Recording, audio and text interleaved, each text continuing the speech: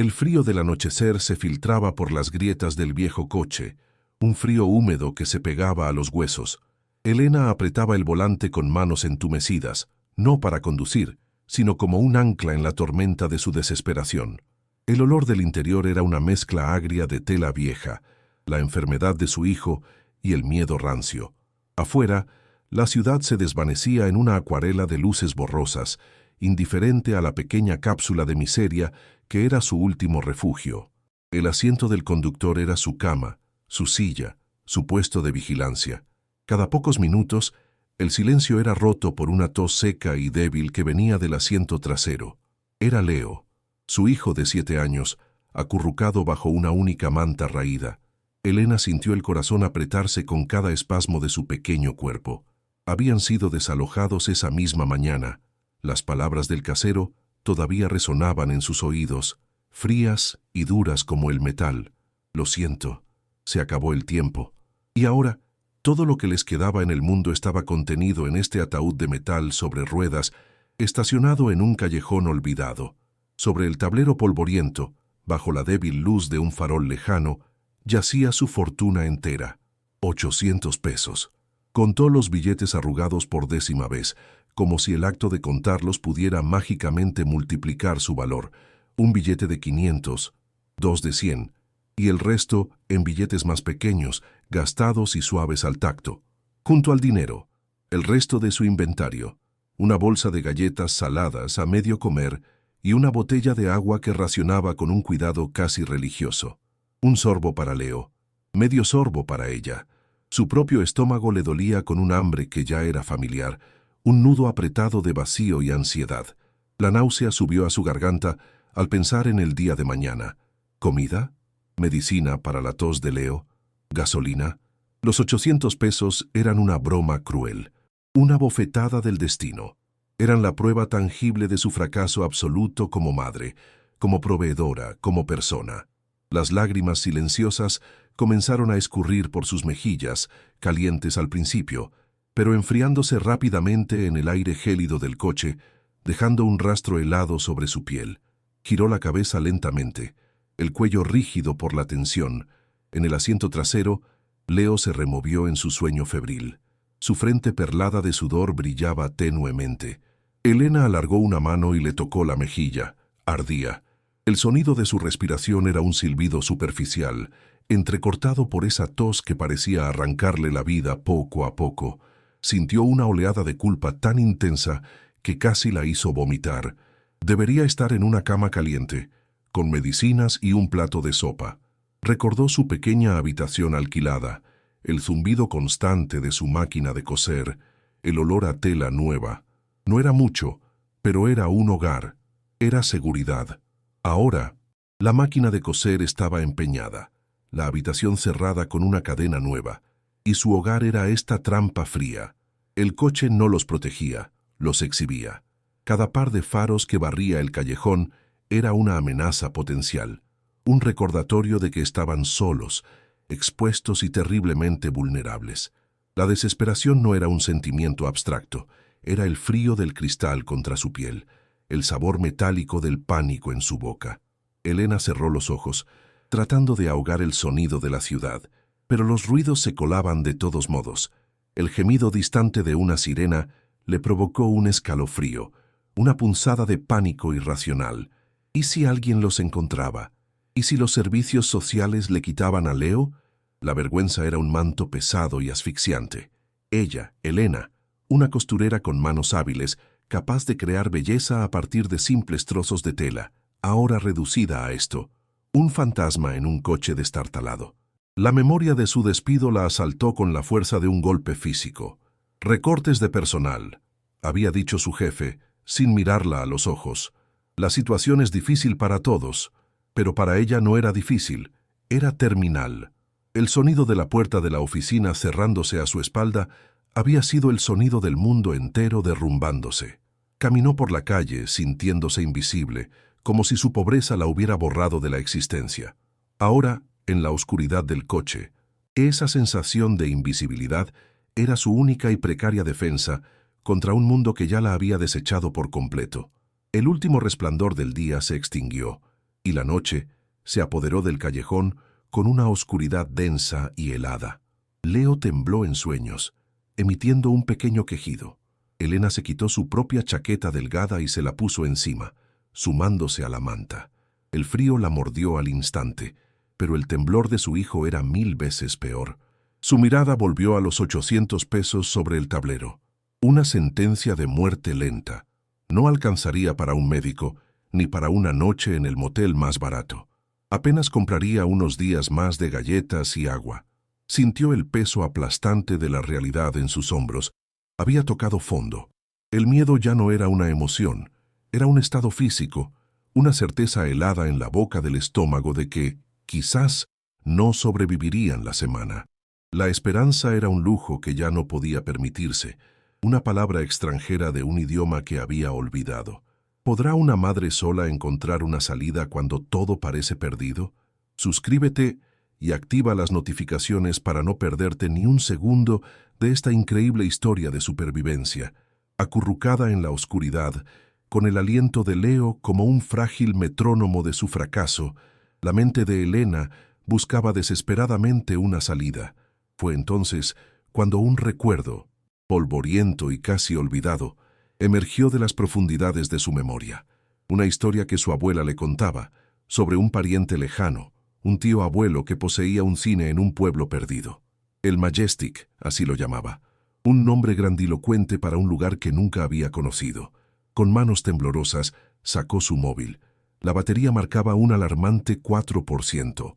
Los datos, casi agotados. Cada pulsación en la pantalla agrietada era una plegaria. Escribió su nombre, el de su tío abuelo, el nombre del pueblo. La barra de carga avanzaba con una lentitud tortuosa. Y entonces apareció. Un documento legal, un registro de propiedad olvidado en algún archivo digital del gobierno. Heredera. Era la última pariente viva, la heredera legal de un cine en ruinas. Una chispa de esperanza, pequeña y peligrosa, se encendió en su pecho helado. No era una solución, era un milagro. La esperanza era un veneno adictivo. Una vez que probó su sabor, no hubo vuelta atrás. Miró los 800 pesos. Ya no eran una sentencia de muerte, sino el precio de un billete de lotería. El coste de la gasolina para llegar a un lugar llamado El Majestic. Era una apuesta demencial, un salto al vacío basado en un rumor y un documento digital.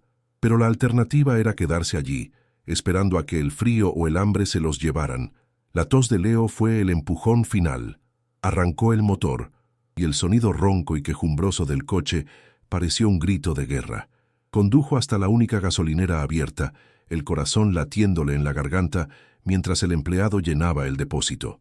El fajo de billetes desapareció de su mano, reemplazado por la aguja del indicador de combustible marcando lleno. Era la inversión más grande y aterradora de su vida. Por primera vez en días, no estaba anclada. Se estaba moviendo hacia algo, hacia un techo, hacia un refugio, hacia una oportunidad de respirar. La ciudad y sus luces hirientes quedaron atrás, disolviéndose en el espejo retrovisor como un mal sueño. La carretera se extendía ante ellos, una cinta negra y solitaria bajo un cielo sin estrellas. El coche avanzaba con dificultad. Cada kilómetro recorrido era una pequeña victoria contra la desesperación. Leo dormía profundamente en el asiento trasero, ajeno al viaje que definía sus vidas. Elena conducía con una concentración feroz, sus nudillos blancos sobre el volante pegajoso. El paisaje se transformó lentamente.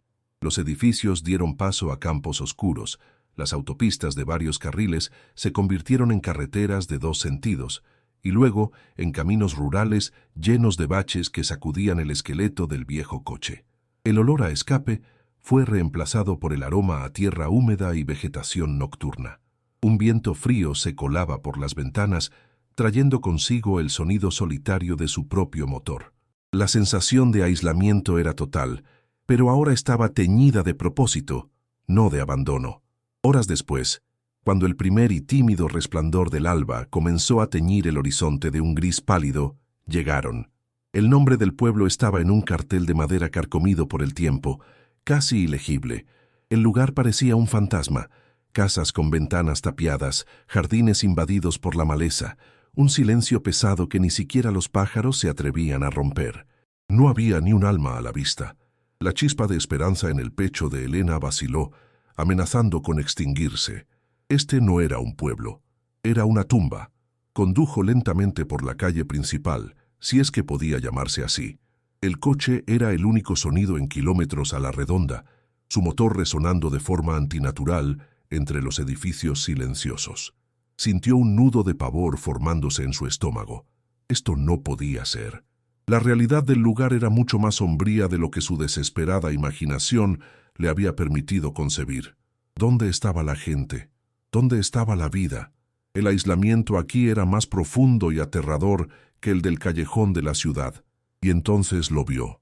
Al final de la calle, una estructura más grande que las demás se alzaba como un esqueleto decrépito. Las letras de neón, rotas y colgando, aún deletreaban débilmente el nombre. El M-A-J-E-S-T-I-C. Majestuoso. La ironía era tan cruel que Elena casi se echó a reír. Un sonido hueco y sin alegría. El edificio estaba en un estado de colapso avanzado. Parte del techo se había hundido, dejando un agujero negro que bostezaba hacia el cielo. Las paredes de estuco estaban agrietadas y cubiertas de manchas de humedad y enredaderas salvajes. Las puertas principales estaban tapiadas, pero una puerta lateral colgaba de una sola bisagra oxidada. Una invitación abierta a la desolación interior. Apagó el motor. El silencio que siguió fue absoluto y ensordecedor. El coche había agotado su última gota de gasolina justo enfrente de su nueva herencia. Estaban atrapados. La esperanza que la había impulsado durante toda la noche se desvaneció por completo, reemplazada por un frío y pesado presentimiento de fatalidad. Tomando a un Leo todavía somnoliento de la mano, empujó la puerta lateral quejumbrosa. El sonido fue un gemido prolongado de metal oxidado, como si el edificio exhalara un suspiro de agonía. El primer golpe no fue visual, sino olfativo. Un olor denso y nauseabundo la golpeó con la fuerza de un muro físico. Era el olor a podredumbre acumulada durante décadas. Un hedor complejo de moho espeso y húmedo, de madera podrida, de excrementos de ratas y murciélagos, y el aroma dulzón y enfermizo de la descomposición. Elena se tapó la nariz y la boca con la manga de su chaqueta, sintiendo la náusea subirle por la garganta. Leo empezó a toser de nuevo, esta vez una tos ahogada por el aire viciado. La oscuridad del interior era casi total, rota solo por los débiles rayos de luz del amanecer que se colaban por las grietas del techo, iluminando partículas de polvo que danzaban en el aire como insectos fantasmales. No era un refugio, era una cripta. Cuando sus ojos se acostumbraron a la penumbra, la magnitud del desastre se reveló en toda su horrible gloria. Las butacas del cine, o lo que quedaba de ellas, eran esqueletos de madera y metal. El terciopelo rojo que una vez las cubrió estaba hecho jirones, descolorido hasta un marrón enfermizo y cubierto por una gruesa capa de moho verdoso y blanco que parecía respirar en la quietud. Muchas estaban destrozadas, volcadas, como si una estampida violenta hubiera tenido lugar allí hacía mucho tiempo. El suelo estaba cubierto por una alfombra de escombros, trozos de yeso del techo, cristales rotos y una suciedad pegajosa y compactada por años de abandono. El sonido de algo pequeño y rápido escabulléndose en la oscuridad hizo que Elena se sobresaltara, apretando la mano de Leo con más fuerza. Ratas, probablemente familias enteras de ellas. El corazón se le hundió hasta el fondo del estómago. Había traído a su hijo enfermo a un nido de plagas y podredumbre. Miró hacia el escenario. La enorme pantalla de cine, que alguna vez debió ser el orgullo del lugar, colgaba en andrajos. Grandes jirones de tela sucia se balanceaban suavemente con la corriente de aire que entraba por el techo hundido. Parecía el velo de una novia macabra en una boda de fantasmas. Detrás, la pared estaba manchada y desnuda. El frío dentro del edificio era peor que el del exterior. Un frío húmedo y penetrante que parecía emanar de las propias paredes de hormigón. No ofrecía protección alguna contra los elementos. Al contrario, parecía concentrarlos. El sonido constante de un goteo en algún lugar de la oscuridad era como la tortura de una gota de agua china. un recordatorio incesante de la ruina y la humedad que lo impregnaba todo. Este lugar no era un hogar, era una enfermedad, era un problema mucho más grande, mucho más peligroso y mucho más desesperado que el coche en el que habían pasado la noche. Elena sintió que sus piernas flaqueaban, el viaje, la falta de sueño, el hambre y ahora, el impacto aplastante de esta decepción final. Se apoyó contra el marco de una puerta. El tacto de la madera húmeda y astillada la hizo estremecer. Miró a Leo, cuyo rostro pálido y confundido reflejaba su propio horror. ¿Cómo podía haber sido tan estúpida? ¿Cómo pudo aferrarse a una fantasía tan absurda? La palabra heredera ahora sonaba como una burla. Había heredado una tumba, una carga, una trampa de la que no podían escapar. El coche no tenía gasolina, su teléfono estaba muerto. Estaban aislados en medio de un pueblo fantasma, dentro de un edificio que amenazaba con derrumbarse sobre sus cabezas en cualquier momento. La sensación de asfixia que había sentido en el coche volvió con una fuerza renovada. Estaba en el fondo del pozo, y alguien acababa de tirar la tapa por encima. El aire espeso y fétido llenaba sus pulmones con cada respiración forzada. Podía sentir el moho, casi saborearlo. La cabeza le daba vueltas por el hambre y el agotamiento. Lágrimas de pura rabia y frustración quemaron sus ojos, pero se negó a dejarlas caer. No podía permitirse el lujo de derrumbarse. No delante de Leo. Tenía que ser fuerte, aunque se sintiera como un castillo de naipes a punto de desplomarse. Escudriñó la penumbra, buscando desesperadamente cualquier cosa, cualquier rincón que pudiera ser remotamente habitable. Un pequeño espacio que no estuviera activamente tratando de matarlos. El escenario parecía la opción menos terrible. Estaba elevado del suelo húmedo y, aunque polvoriento, parecía más sólido que el resto del piso del auditorio. Con un suspiro que fue casi un sollozo, guió a Leo a través de los escombros hacia el escenario, cada paso resonando en el silencio sepulcral del cine abandonado. Se sentaron en el borde del escenario de madera, sus pies colgando sobre la oscuridad del foso de la orquesta. El polvo se levantó a su alrededor, una nube que la hizo toser. El frío era implacable. Leo se acurrucó contra ella, temblando. Elena lo abrazó con fuerza, tratando de transmitirle un calor que ella misma no sentía. La falsa esperanza se había evaporado por completo, dejando un residuo amargo de desesperación. Su situación ahora era infinitamente peor. Antes, en el coche tenían movilidad, tenían la opción de huir si era necesario. Ahora estaban varados, prisioneros de este monumento a la decadencia. El silencio del cine no era pacífico, estaba cargado de historia, de abandono y de una tristeza palpable. Elena sintió el peso de todas las risas y lágrimas que una vez llenaron ese espacio, ahora ahogadas por el moho y el olvido. Se sentía como una intrusa en un vasto mausoleo. Mirando hacia la sala de butacas destrozadas, Elena sintió una soledad tan profunda que era casi una presencia física. Estaba más sola que nunca. El mundo exterior había desaparecido. Solo existía este espacio frío, oscuro y en descomposición, y el pequeño cuerpo tembloroso de su hijo en sus brazos. El hambre roía sus entrañas, un dolor agudo y constante.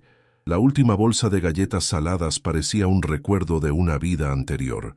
Había apostado todo lo que tenía y había perdido de la manera más espectacular posible. No había plan B, no había otra llamada que hacer, otro pariente al que recurrir. Este era el final del camino.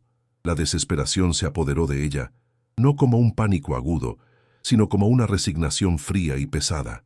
Se había aferrado a la esperanza como un náufrago a una tabla, y esa tabla acababa de desintegrarse entre sus dedos. El sol de la mañana ascendía, pero sus rayos apenas penetraban la mugre de las pocas ventanas intactas. La luz que entraba por el techo roto solo servía para iluminar mejor la escala de la ruina, haciendo que cada detalle de la decadencia fuera más nítido y deprimente. Era como si el propio día se burlara de ella, mostrando con cruel claridad la trampa en la que había caído. Elena cerró los ojos, el olor a podredumbre impregnando cada uno de sus pensamientos. ¿Qué iba a hacer? ¿Cómo iban a sobrevivir en este lugar? La pregunta resonaba en el vacío de su mente sin encontrar respuesta. La única certeza Era el frío que calaba sus huesos y la tos persistente de su hijo. Un sonido que en este entorno se sentía como el tic-tac de un reloj, contando el tiempo que les quedaba antes de que la catástrofe final los alcanzara. La falsa esperanza la había llevado directamente al fondo del abismo. Elena se dio cuenta de que su viaje no había terminado en un refugio, sino en una prueba. Este lugar no era una solución, era un desafío a su voluntad de sobrevivir, a su capacidad para proteger a su hijo en las circunstancias más imposibles. La ira comenzó a burbujear bajo la superficie de su desesperación. Ira contra su tío abuelo por dejar este desastre, ira contra el mundo por acorralarla de esta manera, ira contra sí misma por su ingenua credulidad. Pero la ira era energía, y la energía era algo que podía usar. Se puso de pie, sus músculos protestando por el cansancio. Tenía que encontrar un lugar para que Leo durmiera, un rincón que pudiera limpiar, un espacio donde pudieran resistir. Su mirada se posó en la zona detrás de la pantalla andrajosa. Era el único lugar que parecía ofrecer algo de resguardo del viento que se colaba por el auditorio principal. Con un propósito renovado nacido de la pura necesidad, Elena comenzó a moverse. Primero, tenía que encontrar algo con lo que limpiar, algo para barrer los escombros, algo para cubrir el suelo frío y polvoriento. Cada pequeño acto era un acto de desafío contra la abrumadora desesperanza del lugar. Empezó a explorar los rincones oscuros del escenario, sus manos rozando superficies rugosas y húmedas. Tenía que convertir esta ruina en un campamento base, por precario que fuera. La lucha por la supervivencia acababa de entrar en una nueva y aterradora fase. Ya no se trataba de huir de la pobreza en la ciudad, ahora se trataba de luchar contra los elementos, la enfermedad y el aislamiento en las entrañas de un gigante muerto. El Majestic no era un regalo, era una bestia que tendría que domar o ser devorada por ella, y Elena, por el bien de su hijo, estaba decidida a luchar. El primer objetivo era crear un santuario, por minúsculo que fuera. Elena se enfocó en el área elevada del escenario, el único lugar que parecía ofrecer una barrera contra la humedad que subía del suelo. Usando un trozo de madera rota como una escoba improvisada, comenzó a empujar los escombros más grandes hacia un lado. El sonido de la madera raspando contra el suelo polvoriento era el único ruido en el vasto silencio, un acto de desafío contra la decadencia. Cada movimiento levantaba nubes de polvo que se arremolinaban en los escasos rayos de luz, haciendo que el aire fuera aún más difícil de respirar. Leo, sentado en un rincón con las rodillas pegadas al pecho, la observaba con ojos grandes y cansados. Su silencio era más pesado para Elena que cualquier queja. Ella sentía su mirada sobre ella, una mezcla de miedo y confianza infantil que le partía el corazón, y, al mismo tiempo, alimentaba su resolución. Tenía que hacerlo. Tenía que tallar un nido en el corazón de esta bestia muerta, un lugar donde su hijo pudiera al menos cerrar los ojos sin temblar de frío. El único juguete que habían logrado salvar del desalojo era un pequeño cochecito de metal rojo, abollado y sin pintura en varias partes. Era el tesoro de Leo. Mientras Elena limpiaba, Leo lo hacía rodar perezosamente sobre las tablas de madera del escenario. El sonido de las pequeñas ruedas era un contrapunto casi alegre a la atmósfera opresiva del cine. En un momento de descuido, el cochecito rodó demasiado rápido, se desvió de su trayectoria y se deslizó por el borde del área despejada, desapareciendo detrás de la enorme y andrajosa pantalla de cine que colgaba como un sudario. Leo ahogó un pequeño sollozo. «Mi coche», susurró, su voz apenas un hilo en la inmensidad del lugar. Elena sintió una punzada de irritación, seguida inmediatamente por una oleada de culpa. Era lo único que él tenía. «No te preocupes, mi amor, lo encontraré», dijo ella, su voz sonando extrañamente fuerte en el silencio. Se puso de pie, sus articulaciones crujiendo en protesta, y caminó hacia la oscuridad que se cernía detrás de la pantalla rota. El espacio detrás de la pantalla era aún más oscuro y frío. El aire estaba estancado y olía a polvo antiguo y a algo más, un olor seco y casi mineral. Telarañas gruesas como el algodón se pegaban a su cara y a su pelo, y tuvo que apartarlas con una mano temblorosa. Se agachó, buscando a tientas en el suelo cubierto de una gruesa capa de polvo y pequeños escombros. El único sonido era el de su propia respiración y el goteo lejano y constante. Sus dedos, fríos y entumecidos, rozaron la superficie fría y áspera del suelo. Después de unos segundos de búsqueda a ciegas, sus dedos finalmente se cerraron sobre el metal frío del cochecito de juguete. Un suspiro de alivio se le escapó. Mientras se incorporaba, su mano libre se apoyó en la pared trasera para mantener el equilibrio, y entonces sintió algo extraño, algo que no encajaba, algo que hizo que su corazón diera un vuelco repentino y doloroso. La pared no era uniforme. Justo allí, su mano había rozado una textura completamente diferente, oculta en la penumbra. Volvió a tocar la pared, esta vez con intención. La mayor parte de la superficie era fría, dura y rugosa, como el hormigón que esperaba, pero la sección que había tocado antes era diferente. Era madera. Madera disfrazada hábilmente con una capa de yeso y pintura para que pareciera parte del resto de la pared. Sus dedos trazaron el contorno de un rectángulo casi perfecto, de aproximadamente 1 metro de alto por medio metro de ancho. Un panel. Su pulso comenzó a acelerarse, un tamborileo sordo en sus oídos que ahogaba el sonido del goteo.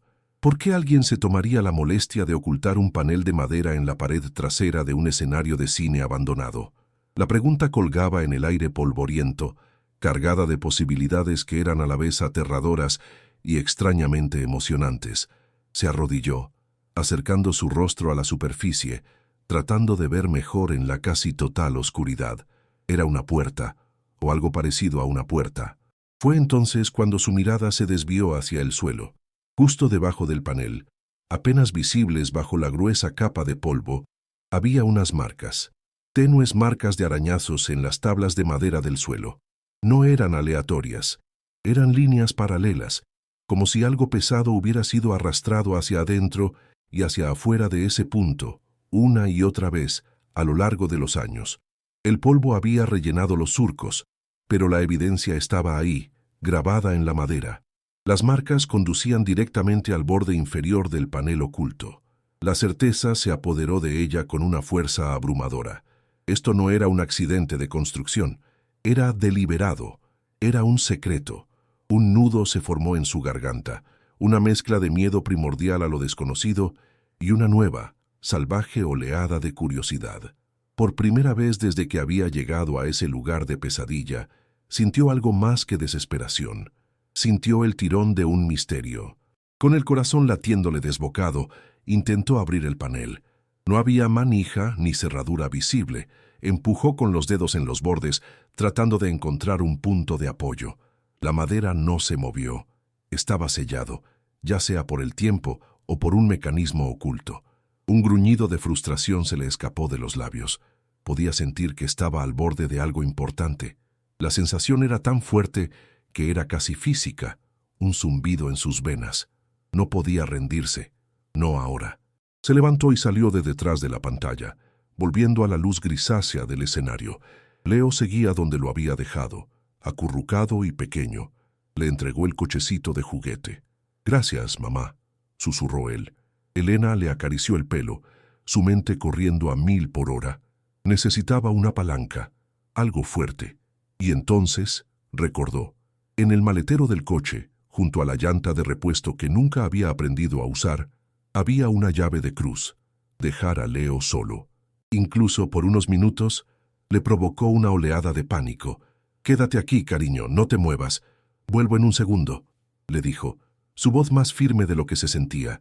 Corrió hacia la salida, el sonido de sus pasos resonando en el auditorio vacío. El aire frío del exterior la golpeó, un alivio momentáneo del hedor del interior.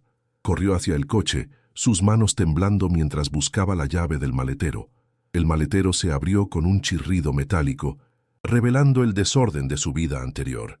Allí estaba, la llave de cruz pesada y fría. El metal se sentía sólido y poderoso en su mano, un arma contra el misterio que la esperaba dentro. Agarrándola con fuerza, corrió de vuelta al cine, sintiendo una extraña mezcla de miedo y propósito.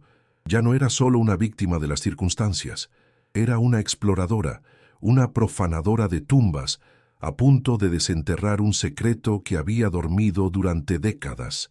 De vuelta en la oscuridad detrás de la pantalla, se arrodilló frente al panel. El metal de la llave de cruz se sentía como un talismán en su mano. Insertó uno de los extremos en la fina grieta que había encontrado y empujó. Al principio no pasó nada. La madera gimió en protesta, pero se mantuvo firme. Elena reajustó su posición, poniendo todo el peso de su cuerpo en la palanca. Gruñó por el esfuerzo, sus músculos tensos. El sudor le perlaba la frente, a pesar del frío. «Vamos», susurró entre dientes, y entonces, con un crujido agudo y seco, la madera comenzó a ceder. El sonido de la madera astillándose fue ensordecedor en el silencio. Empujó con más fuerza, y con un último y ruidoso gemido, el panel se abrió bruscamente hacia adentro, revelando una negrura aún más profunda y absoluta. Un soplo de aire salió del hueco, un aire diferente. No olía a moho ni a podredumbre, olía a polvo seco, a papel viejo y a tiempo sellado. La abertura era una boca negra que parecía tragarse la poca luz que había. Elena sintió un arrepio recorrer su espina dorsal. ¿Qué había allí dentro? ¿Un sótano? ¿Un nido de algo peor que las ratas? Se asomó, pero no pudo ver absolutamente nada. Era una oscuridad impenetrable. Su corazón, que había estado latiendo con excitación, ahora lo hacía con un miedo renovado y potente. Sabía que no podía continuar sin luz. Su teléfono estaba muerto, inútil. ¿Qué podía usar? La frustración casi la hizo gritar. Estaba tan cerca. Entonces, otro recuerdo emergió de las profundidades de su mente agotada. Una pequeña linterna de plástico barata que guardaba en la guantera del coche para emergencias. Su luz era débil. A menudo parpadeaba, pero era mejor que nada. Con una maldición silenciosa por su propia estupidez, se levantó de nuevo y emprendió el segundo viaje de ida y vuelta a su coche, esta vez con el corazón en la garganta. Con la linterna barata en la mano, volvió al panel abierto. El haz de luz era amarillento y débil, y parpadeaba ominosamente, pero era suficiente. Apuntó la luz hacia la abertura. No era un sótano, era una habitación oculta, estrecha e increíblemente polvorienta. Las paredes estaban cubiertas de estanterías vacías, cubiertas por un manto de polvo tan espeso que parecía nieve gris. En el centro había un pequeño escritorio de madera, también cubierto de polvo, y una silla volcada a su lado. Telarañas que parecían sudarios colgaban del techo y de las esquinas. Era un despacho secreto, una cápsula del tiempo que había sido sellada y olvidada. Elena sintió como si estuviera a punto de violar una tumba. Tomó una respiración profunda para calmar sus nervios y, con el corazón martilleándole contra las costillas, dio el primer paso hacia el interior de la habitación secreta. El aire dentro era inmóvil y pesado. Cada paso que daba levantaba pequeñas nubes de polvo que danzaban en el haz de su linterna como espíritus inquietos. El sonido parecía amortiguado aquí, como si las gruesas capas de polvo absorbieran todo el ruido. Se sentía como un mundo aparte, completamente separado del cine en ruinas que lo rodeaba. Era el santuario interior de la bestia muerta. El silencio era profundo, un silencio de décadas. Elena movió el haz de luz por la habitación, iluminando los detalles de la negligencia. Un viejo calendario en la pared, con las páginas pegadas en un mes de un año que no podía distinguir. Una pluma estilográfica seca sobre el escritorio. Restos de una vida congelada en el tiempo. La sensación de ser una intrusa era abrumadora. ¿Quién había trabajado aquí? ¿Y por qué lo había ocultado tan cuidadosamente? La habitación no ofrecía respuestas, solo más preguntas. Su atención se centró en el escritorio. Parecía el corazón de la pequeña habitación. A medida que se acercaba, su pie tropezó con algo en el suelo. Bajó el haz de la linterna. Debajo del escritorio, parcialmente oculto por la silla volcada, había algo que no debería estar allí. Algo grande, metálico y oscuro, con el corazón en un puño. Apartó la silla, que se desintegró parcialmente al moverla, la madera podrida por la sequedad. Y allí estaba, un pesado cofre de acero. No era antiguo en el sentido de un tesoro pirata, sino más bien industrial, funcional y sólido. Estaba cubierto de óxido en algunos puntos, pero parecía increíblemente robusto. Tenía una cerradura grande y compleja en el frente. Estaba cerrado. Un nuevo muro, una nueva barrera entre ella y el final de este misterio. La frustración y la emoción luchaban dentro de ella, creando un torbellino en su estómago. Se arrodilló junto al cofre, pasando el haz de luz sobre la cerradura. Era un mecanismo de combinación, pero la rueda estaba oxidada y atascada. Junto a ella había una cerradura para una llave que, por supuesto, no estaba por ninguna parte. Se sentía como una broma cruel del destino, haber llegado tan lejos para ser detenida por un trozo de metal. Pero la imagen de Leo, temblando de frío en el escenario, brilló en su mente. La desesperación era un poderoso motivador. Miró la llave de cruz que todavía sostenía en su otra mano. Era una herramienta para tuercas, no para abrir cerraduras, pero era todo lo que tenía. Era pesada, era de acero sólido. Quizás, solo quizás, podría forzarla. Con una nueva oleada de determinación, encajó la punta de la llave de cruz en el pequeño espacio entre la tapa y el cuerpo del cofre, justo al lado de la cerradura oxidada. Hizo palanca. El metal chirrió contra el metal. Un sonido agudo y desagradable que le erizó la piel. El cofre no cedió. Reajustó su agarre, colocando la linterna en el suelo para poder usar ambas manos. Empujó con toda su fuerza. Sus brazos temblaban por el esfuerzo, y el sudor le goteaba por la frente, cayendo sobre el polvo del suelo. El sonido del metal raspando era su único acompañante. La linterna parpadeó, amenazando con dejarla en la oscuridad total. «Por favor», jadeó, poniendo cada gramo de su desesperación en ese último empujón. Hubo un chasquido metálico, fuerte y repentino, seguido de un crujido, y luego, con un ruido sordo, la cerradura se rompió. La tapa del cofre se levantó unos centímetros. Elena cayó hacia atrás, sin aliento, su corazón latiendo tan fuerte que podía oírlo en sus oídos. Lo había hecho. Estaba abierto. Con manos temblorosas, agarró la tapa pesada y la levantó por completo. La bisagra oxidada protestó con un gemido largo y lastimero. Apuntó el haz tembloroso de la linterna hacia el interior. Durante un segundo, su cerebro no pudo procesar lo que veía. No eran documentos, no eran reliquias familiares, era dinero, fajos y fajos de billetes antiguos, atados con cuerdas descoloridas, llenaban casi la mitad del cofre. Eran pesos, pero de una denominación que no reconoció de inmediato. Viejos, pero perfectamente conservados en el aire seco de la habitación. Elena extendió una mano temblorosa y tocó la parte superior de una de las pilas. El papel se sentía real. Su mente daba vueltas. Era una fortuna que desafiaba toda lógica, escondida en el corazón de la ruina que casi la había destruido. La náusea del hambre fue reemplazada por la náusea del shock absoluto. Sus ojos, deslumbrados por la visión del dinero, se posaron en lo que había al lado. Varias bolsas pequeñas de terciopelo, de un color burdeos oscuro, casi negro por el polvo. Estaban cerradas con cordones dorados deshilachados. Eran pesadas. Con dedos que apenas le obedecían, cogió una de las bolsas. El peso la sorprendió. La desató, el nudo desmoronándose bajo sus dedos. Inclinó la bolsa sobre la palma de su otra mano. Lo que cayó no brillaba como los diamantes de las películas. Eran piedras, piedras verdosas, opacas y de formas irregulares, con trozos de roca madre todavía adheridos a ellas. Pero a la débil luz de la linterna, una de ellas captó un destello, un fuego verde y profundo que pareció absorber la luz. Esmeraldas, esmeraldas en bruto, no una ni dos, sino un puñado entero. Abrió otra bolsa, más de lo mismo. Era una riqueza que ni siquiera podía empezar a comprender. El shock era tan abrumador que casi se desmaya. Se apoyó en el borde del cofre, su respiración entrecortada. Dinero y gemas. Suficiente para cambiar su vida, la vida de Leo para siempre. Era la respuesta a todas sus plegarias, la salida a su desesperación. Pero, ¿de dónde venía todo esto? ¿Por qué estaba escondido aquí? Esto no era el ahorro de toda una vida de un propietario de cine.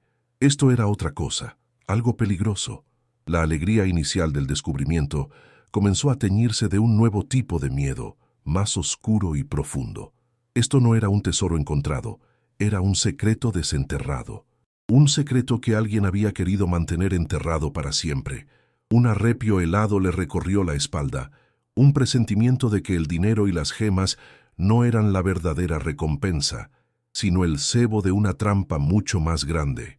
Sus dedos, casi por voluntad propia, se movieron por el interior del cofre, debajo de donde habían estado las bolsas de terciopelo. Tocaron algo más, algo plano y rectangular. Apartó los últimos fajos de billetes y los sacó. Era un libro. Un diario encuadernado en cuero oscuro, la cubierta lisa y fría al tacto. No tenía título ni marcas, solo el cuero envejecido y agrietado por el tiempo. El olor del libro era el mismo que el de la habitación. Papel viejo, cuero y décadas de silencio. Se sentía pesado en sus manos, no solo por su peso físico, sino por el peso de la historia que sin duda contenía. Sostuvo la linterna sobre la cubierta, su corazón latiendo con un ritmo lento y pesado. El dinero podía comprarles comida y un techo. Las esmeraldas podían comprarles un futuro. Pero Elena supo, con una certeza instintiva y aterradora, que las respuestas, la verdad, estaban dentro de este libro. Abrió el diario. Las páginas eran amarillentas y frágiles, y estaban cubiertas de una caligrafía apretada y elegante, descolorida por el tiempo, pero aún legible. La primera página tenía una fecha, 1972, y un nombre, el nombre de su tío abuelo. Sintió un escalofrío. Esta era su voz, hablando desde el pasado. Pasó las páginas con cuidado, el papel crujiendo suavemente en el silencio absoluto de la habitación secreta. Sus ojos se detuvieron en una entrada. Las palabras saltaron de la página, palabras como coacción, político corrupto, tierras indígenas. El misterio del cine abandonado se estaba desvaneciendo, reemplazado por la silueta de una historia mucho más oscura y siniestra. El descubrimiento ya no era sobre la supervivencia o la riqueza. Se había convertido en una cuestión de justicia y peligro. El diario en sus manos no era solo un libro, era una prueba, un arma y, muy posiblemente, una sentencia de muerte. Con el débil y parpadeante haz de su linterna apuntando al libro encuadernado en cuero, Elena sintió una quietud profunda y aterradora a sentarse sobre la habitación secreta. El aire, ya espeso por el polvo de los siglos, ahora parecía cargado de una historia tácita. Sus dedos, manchados de óxido del cofre, temblaban mientras trazaba la superficie lisa y fría de la cubierta. Este objeto se sentía fundamentalmente diferente al dinero y las gemas. Aquellos eran una solución, un escape físico de su situación. Esto sintió con una certeza que la heló hasta los huesos. Era el problema en sí. El peso en su regazo no era solo físico, era la atracción gravitatoria de una verdad largamente enterrada, una historia que había luchado por permanecer oculta y que ella, con una llave de cruz y una fuerza desesperada, acababa de arrastrar, pataleando y gritando, a la tenue e incierta luz de su propio mundo destrozado. Un mundo que estaba a punto de volverse infinitamente más complicado y peligroso de lo que jamás podría haber imaginado. Con un cuidado infinito, como si las páginas pudieran desmoronarse en polvo al más mínimo toque, abrió el diario. El olor que se desprendió fue abrumador. El aroma seco y ligeramente dulce del papel viejo, el olor terroso del cuero y un rastro casi imperceptible de tinta. Las páginas, de un color amarillo quebradizo, estaban cubiertas por una caligrafía apretada pero elegante. La tinta se había desvanecido a un sepia pálido, pero era perfectamente legible. La primera entrada estaba fechada, 14 de marzo, 1972, y debajo, un nombre que le provocó un escalofrío, el de su tío abuelo. Arturo, era su voz, hablando a través de medio siglo de silencio. Elena sintió como si estuviera violando una tumba, escuchando a escondidas un secreto no destinado a ella. Su propio corazón latía con fuerza en sus oídos, un tambor sordo que marcaba el ritmo de la revelación que estaba a punto de desatarse. El haz de la linterna temblaba en su mano, haciendo que las palabras danzaran como espectros ante sus ojos. Las primeras páginas eran mundanas, casi tranquilizadoras. Arturo se describía a sí mismo como un gemólogo, un hombre de ciencia fascinado por las piedras preciosas, no por su valor monetario, sino por las historias geológicas que contaban. Había llegado a ese pueblo remoto, atraído por los rumores de yacimientos de esmeraldas únicos en la región. El cine, el Majestic, había sido una herencia familiar que pretendía usar como base para sus exploraciones. Describía la emoción de sus primeros hallazgos, la belleza cruda de las piedras que extraía de la tierra con sus propias manos. Hablaba de la gente del pueblo, de su desconfianza inicial y de su posterior aceptación. Elena leyó sobre la compra de la gran pantalla, la instalación de las butacas de terciopelo rojo.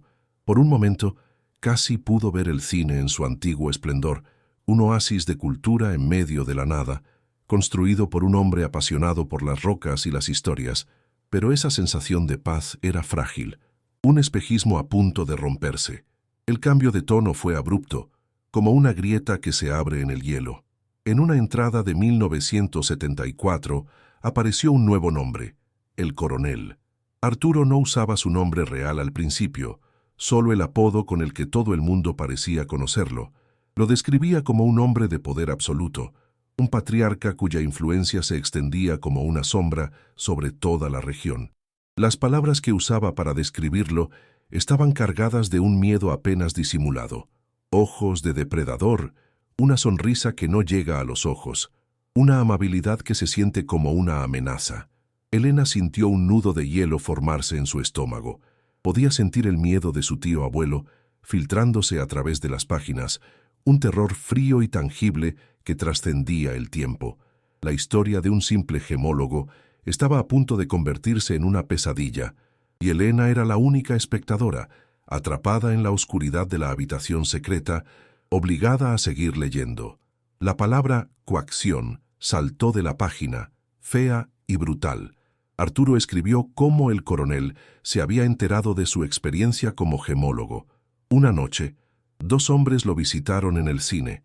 No hubo violencia explícita, pero la amenaza flotaba en el aire, densa y sofocante como el humo. Lo invitaron a la hacienda del coronel. Allí le mostraron una cantidad de esmeraldas en bruto que eclipsaba cualquier cosa que hubiera visto antes.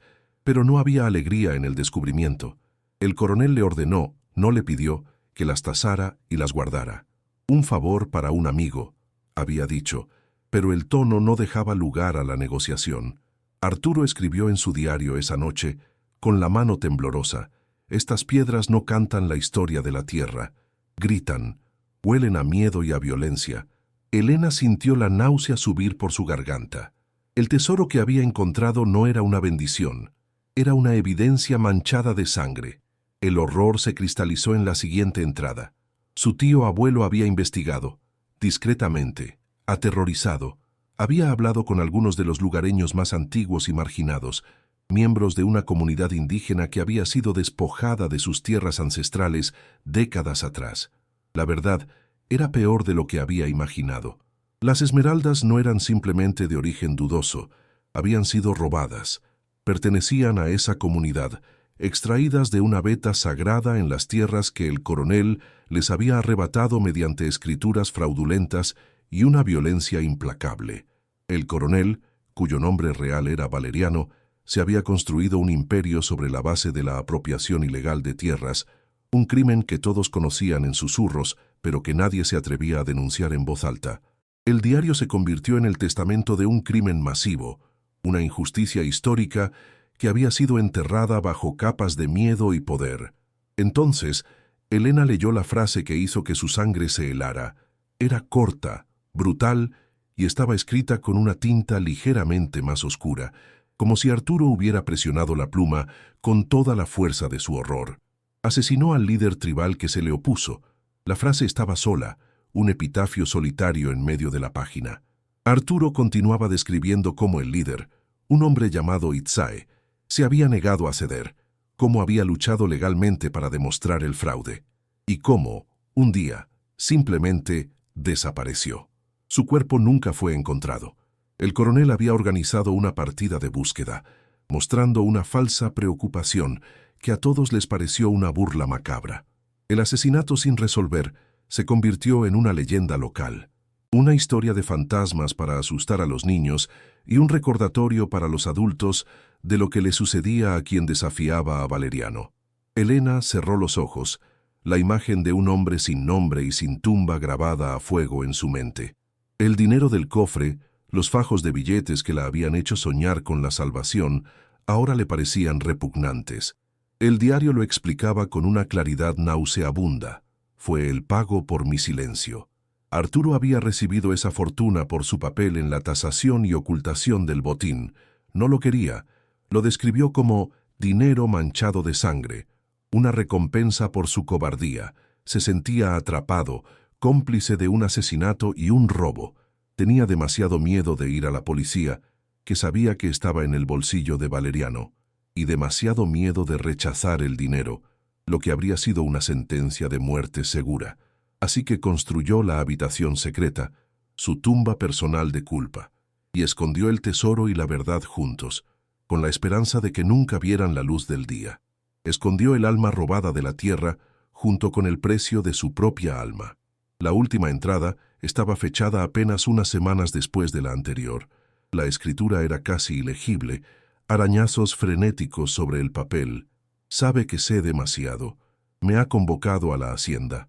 Dice que es para discutir la venta final de unas tierras. Miente. Siento su aliento helado en mi nuca. Si no vuelvo, que Dios me perdone por mi silencio.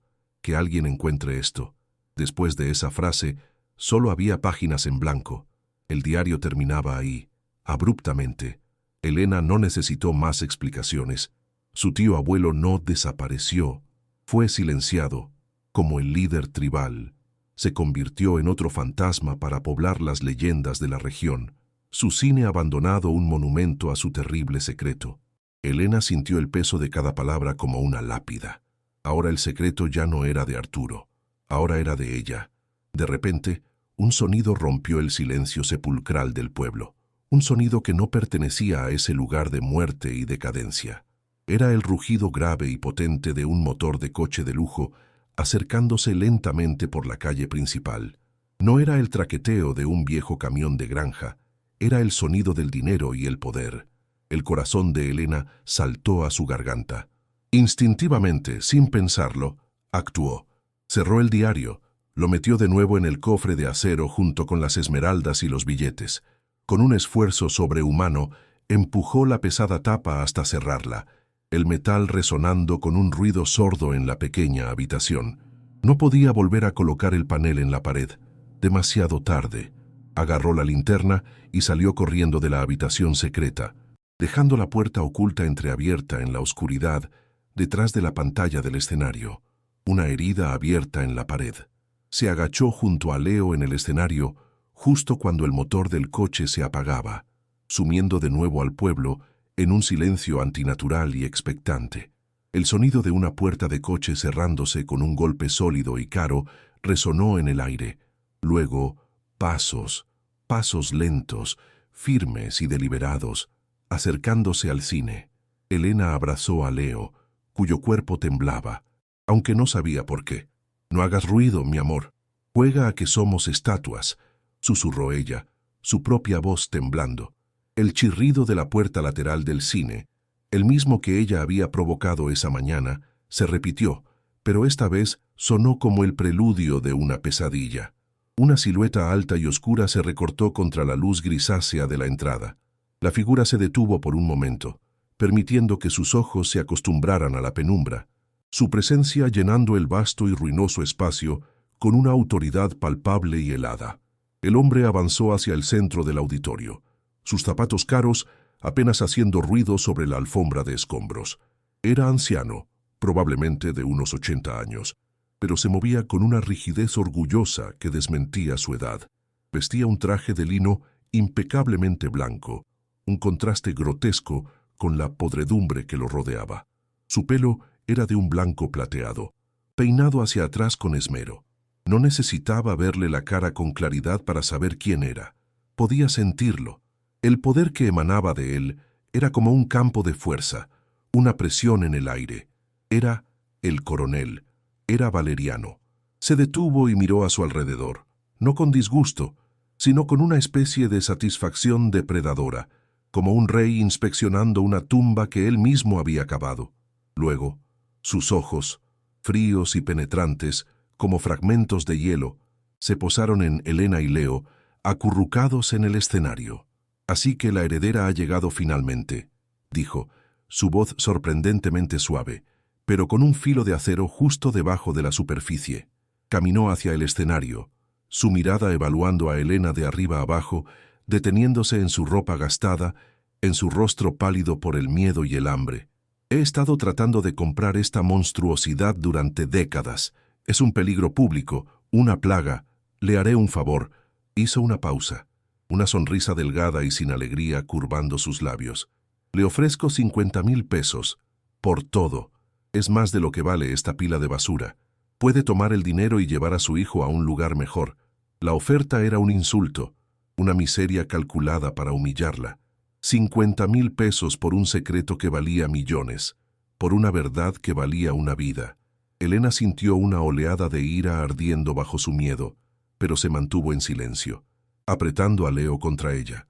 Valeriano interpretó su silencio correctamente.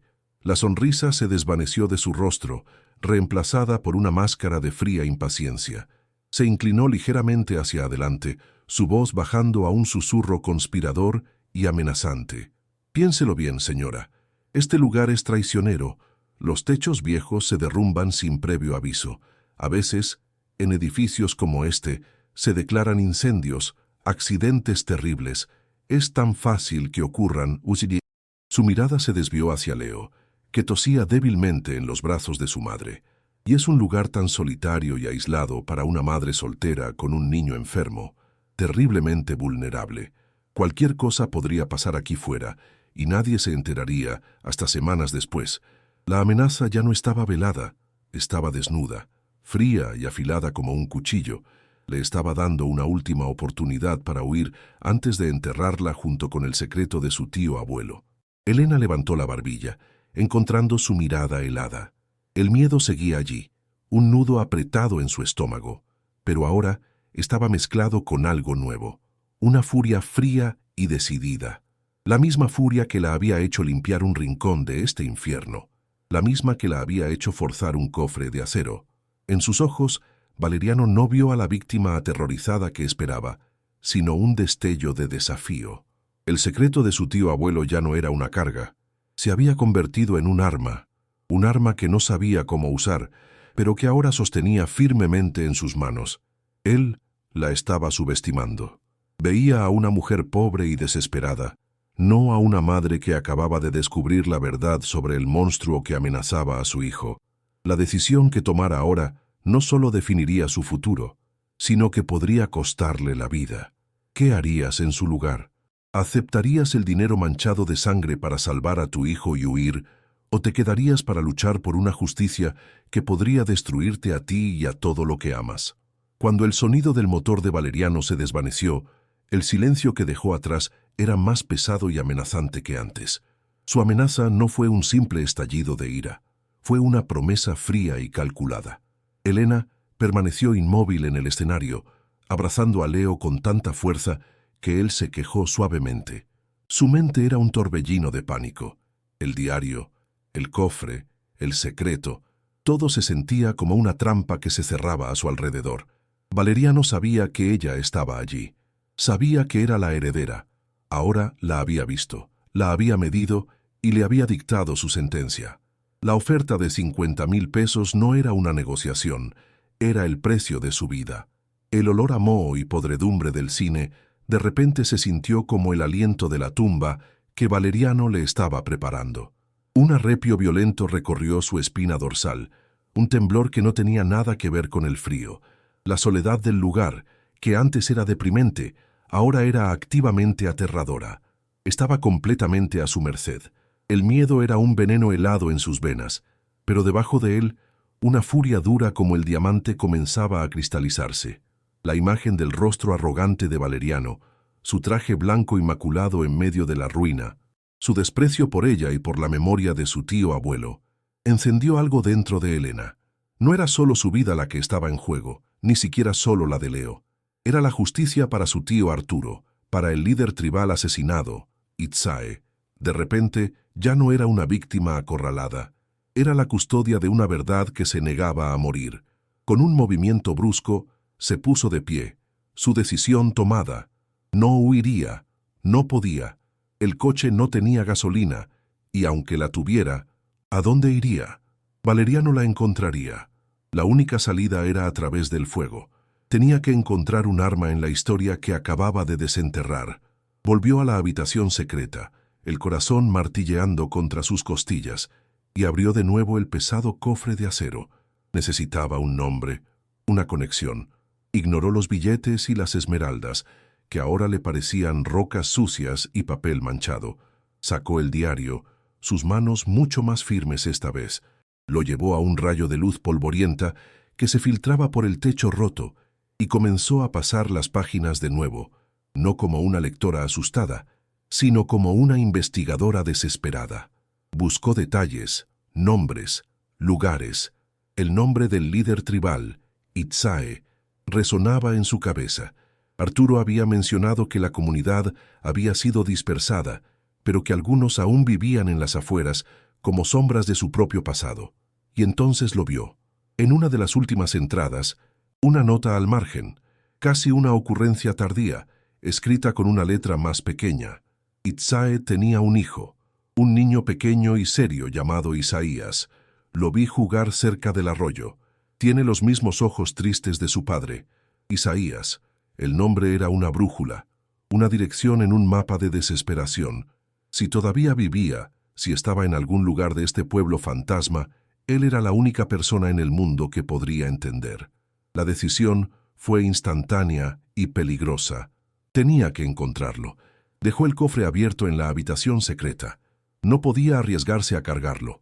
Tomó solo el diario, metiéndolo con cuidado dentro de su chaqueta y una de las bolsas de terciopelo con esmeraldas, no como riqueza, sino como prueba. «Leo, vamos a dar un paseo», dijo, su voz sonando extrañamente calmada. Leo, demasiado cansado y asustado para protestar, simplemente tomó su mano. Salieron del cine. La luz del día ahora les parecía hostil y expuesta. El pueblo estaba tan silencioso como antes, pero ahora Elena sentía ojos invisibles observándolos desde las ventanas rotas y las sombras de los edificios en ruinas. ¿Era solo su paranoia o Valeriano había dejado espías? No importaba, tenía que moverse. Siguiendo una corazonada, se dirigió hacia las afueras del pueblo, en la dirección del arroyo que el diario mencionaba.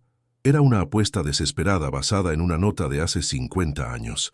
El camino fue una prueba de resistencia. Caminaron por calles agrietadas donde la hierba crecía en mechones rebeldes. Pasaron por delante de casas cuyas puertas colgaban abiertas como bocas mudas, revelando interiores vacíos y saqueados por el tiempo. El sonido de sus propios pasos y la tos ocasional de Leo eran los únicos ruidos. El sol comenzaba a descender en el cielo, pintando el paisaje de abandono con tonos anaranjados y morados que lo hacían parecer aún más melancólico. Elena sentía el peso de cada hora que pasaba. La amenaza de Valeriano no era para un futuro lejano, era para esa misma noche. Lo sentía en sus huesos. Cada crujido de una rama, cada ráfaga de viento que movía una persiana suelta, la hacía sobresaltarse, su corazón saltando a su garganta. Estaba llevando a su hijo enfermo a través de un territorio desconocido y hostil, persiguiendo al fantasma de un niño mencionado en un diario. La locura de su plan era evidente, pero la alternativa era esperar la muerte en el cine, después de lo que pareció una eternidad, cuando sus piernas ardían y la desesperación comenzaba a roer de nuevo su determinación. Lo vio. Justo al borde del pueblo, donde el bosque comenzaba a reclamar la tierra, había una pequeña cabaña de madera. A diferencia de las otras estructuras, esta mostraba signos de vida. Un fino hilo de humo blanco se elevaba de una chimenea de piedra, un faro de existencia en un mar de decadencia. Frente a la cabaña había un pequeño jardín, no grande, pero cuidado con esmero, con hileras de verduras y hierbas. El contraste con la desolación circundante era tan marcado que le quitó el aliento. Este tenía que ser el lugar. Con el corazón en un puño, guió a Leo por el sendero de tierra que conducía a la puerta. El olor a leña quemada y tierra húmeda llenando el aire. Se detuvo frente a la puerta de madera, sin aliento, y levantó una mano temblorosa para llamar. La puerta se abrió con un suave chirrido. revelando a un hombre anciano. Era alto y delgado, su piel oscura y profundamente arrugada como un mapa de su larga vida. Su pelo, largo y completamente blanco, estaba recogido en una trenza que le caía por la espalda, pero fueron sus ojos los que detuvieron a Elena. Eran oscuros, profundos y estaban llenos de una tristeza antigua y una inteligencia aguda. Los mismos ojos tristes de su padre, había escrito Arturo. Era él, era Isaías. El hombre la miró a ella y al niño, su expresión indescifrable, una mezcla de cautela y curiosidad. No parecía sorprendido de ver extraños, sino más bien resignado. El silencio se alargó, pesado y lleno de preguntas no formuladas. Elena se dio cuenta de que tenía que hablar, pero las palabras se le atascaron en la garganta. ¿Cómo empezar? ¿Cómo explicar el torbellino de locura que la había llevado hasta su puerta? ¿Es usted Isaías?, logró susurrar, su voz ronca. El hombre asintió lentamente, sus ojos oscuros sin apartarse de los de ella. Mi nombre es Elena. Soy la sobrina nieta de Arturo, el hombre que era dueño del cine. Al mencionar el nombre de Arturo, una chispa de algo, reconocimiento, brilló en los ojos de Isaías, pero su rostro permaneció impasible. Elena sabía que las palabras no eran suficientes. Con manos temblorosas, sacó el diario de su chaqueta. Él escribió esto, dijo, extendiéndolo hacia él. Lo encontré todo, el dinero, las esmeraldas y la verdad sobre su padre. Al mencionar a su padre, la máscara de estoica indiferencia de Isaías finalmente se resquebrajó. Un espasmo de dolor cruzó su rostro, tan rápido que casi fue imperceptible, pero Elena lo vio. Sin decir una palabra, Isaías se hizo a un lado y le indicó con un gesto de la cabeza que entrara, una invitación silenciosa al corazón de la historia. El interior de la cabaña era pequeño, de una sola habitación, pero estaba inmaculadamente limpio y era sorprendentemente cálido. El aire olía a humo de pino, a hierbas secas que colgaban del techo y a algo más, algo reconfortante y antiguo. Una simple cama estaba en una esquina, una mesa de madera en el centro y una mecedora junto al hogar donde ardía un fuego pequeño y constante. Era un santuario de orden y paz en medio del caos del mundo exterior. Isaías le indicó a Elena que se sentara a la mesa mientras él ponía una tetera sobre el fuego. Leo, agotado, se acurrucó inmediatamente en el regazo de su madre y se quedó dormido. Isaías se movía con una economía de movimiento deliberada y silenciosa. Colocó el diario sobre la mesa, pero no lo abrió. En su lugar, se sentó frente a Elena y la miró esperando. Quería escuchar la historia de ella, ver si coincidía con la verdad que había llevado como una carga durante toda su vida. Elena habló. Las palabras salieron en un torrente, una confesión febril. Le contó su desesperación, el viaje al cine, el descubrimiento de la habitación secreta y el contenido del cofre. Su voz se quebró al describir las entradas del diario sobre la coacción, el robo de las esmeraldas y el asesinato de Itzae. Mientras hablaba, Isaías escuchaba sin interrumpir, su rostro una máscara de dolor estoico. Cuando Elena terminó, el único sonido en la habitación era el crepitar del fuego y la respiración suave de Leo. Isaías finalmente extendió una mano nudosa y arrugada y la posó sobre la cubierta de cuero del diario. Mi padre sabía de esa habitación, dijo, su voz un susurro grave y resonante, como piedras rodando en el lecho de un río. Me lo dijo la noche antes de que se lo llevaran. Me dijo que Valeriano había robado el alma de nuestra tierra y que tu tío la había escondido allí. El alma de nuestra tierra. La frase resonó en el aire, llenando la pequeña cabaña con el peso de 50 años de dolor. Isaías se levantó y caminó hacia un pequeño baúl de madera en la esquina de la habitación. Lo abrió y sacó un paquete envuelto en tela descolorida, lo colocó sobre la mesa y lo desenvolvió con cuidado. Dentro había un fajo de papeles amarillentos, aún más antiguos y frágiles que el diario de Arturo. Valeriano era astuto, continuó Isaías, pero mi padre lo era más. Sabía que Valeriano falsificaría los títulos de propiedad, así que hizo copias de los originales, certificados por un magistrado honesto de la capital, uno que Valeriano no podía comprar, y luego escondió los originales en un lugar que solo yo conocía. Sus ojos se encontraron con los de Elena, y por primera vez vio no solo tristeza, sino una chispa de fuego, la misma furia justa que ardía en su propio pecho. «Estos», dijo, tocando los papeles con reverencia, «son los documentos falsificados que mi padre logró obtener, la prueba del fraude, pero los originales, los que demuestran que nuestra tierra nos pertenece, están escondidos». «¿Dónde?», preguntó Elena, inclinándose hacia adelante, apenas respirando. «En el cine», respondió Isaías, y el corazón de Elena se hundió. «¿En el cine? Pero he buscado por todas partes». «No en el edificio», la interrumpió suavemente. «Debajo de él. Cuando tu tío construyó los cimientos, mi padre lo ayudó. Convenció a Arturo de construir un pequeño escondite en la base de la columna principal del escenario, un hueco en el hormigón, sellado con una piedra que solo él podía reconocer. Allí es donde están los títulos de propiedad originales, la pieza final del rompecabezas. No era solo el testimonio de un hombre muerto y un tesoro robado. Era la prueba física e irrefutable del crimen original, la raíz de todo el mal. El diario de Arturo, las esmeraldas y los títulos de propiedad originales juntos eran un arma imparable. Pero el arma más importante seguía en la fortaleza del enemigo, en el lugar al que Valeriano la había amenazado con no volver. Mientras tanto, en la hacienda de Valeriano, un hombre sucio y nervioso se retorcía el sombrero entre las manos. Era un habitante del pueblo, uno de los pocos que quedaban, mantenido por el coronel a cambio de información. «La vi, señor», balbuceó. «La mujer del cine. Salió con el niño y fue directamente a la cabaña del indio, del hijo de Itzae. Todavía está allí». Valeriano, que estaba sirviéndose un brandy con una mano firme, se detuvo. El vaso se quedó suspendido en el aire. Sus ojos, que habían estado fríos y calculadores, se entrecerraron hasta convertirse en rendijas de furia helada. El hijo de Itzae, la última brasa de la resistencia que pensó haber extinguido hacía décadas, y ahora la heredera del único hombre que conocía su secreto estaba hablando con él. Las dos mitades de la pesadilla que había enterrado se estaban uniendo. El pánico, una emoción que no había sentido en 50 años, se apoderó de él. Un pánico frío y asesino.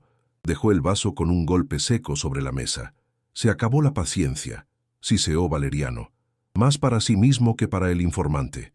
Caminó hacia un teléfono y marcó un número. «Reúne a 2 hombres. Los quiero en el cine en 1 hora. Con gasolina. Mucha gasolina», ordenó, su voz desprovista de toda emoción.